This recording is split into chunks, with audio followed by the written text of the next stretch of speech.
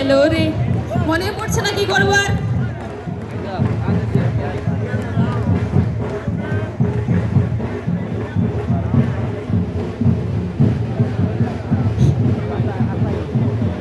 মাঠের বাইরে যারা রয়েছেন সবাইকে ভিতরে আসার জন্য অনুরোধ করছি, কারণ আমাদের আজকের এই জনসভায় যিনি প্রধান বক্তা, রাজ্যের জনপ্রিয় মুখ্যমন্ত্রী, উনি আর 5 মিনিটের মধ্যে সভাস্থলে এসে পৌঁছবেন।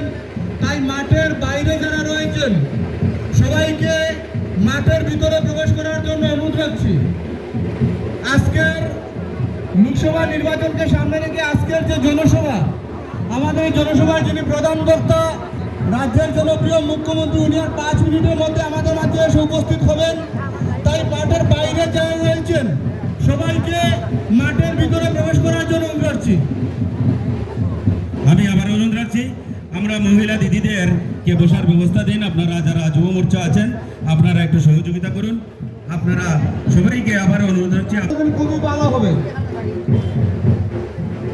অনেক মায়েরা দিদিরা দাঁড়িয়ে রয়েছেন, যদি যুব মোর্চার দাদারা ভাইয়েরা কাকুরা যারা রয়েছেন যদি একটু দাঁড়িয়ে তাদেরকে বসার সুবিধা করে দেন খুবই ভালো হবে।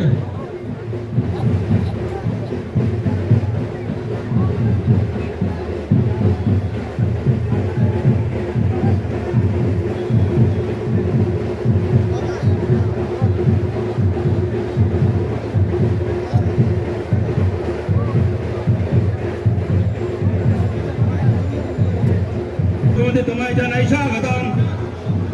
রাজ্যের মাননীয় মুখ্যমন্ত্রী প্রফেসর ডক্টর মানিক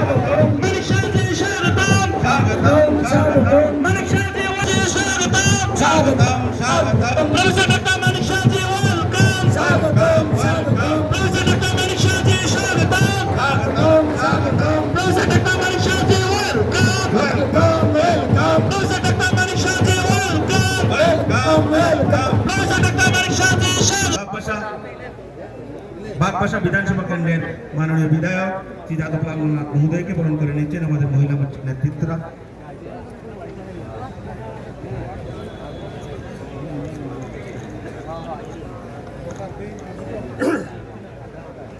পানিসাগর বিধানসভা বিধায়ককে বরণ করে নিচ্ছেন আমাদের মহিলা মোর্চা। টিঙ্কুদাও কিছু বলবেন?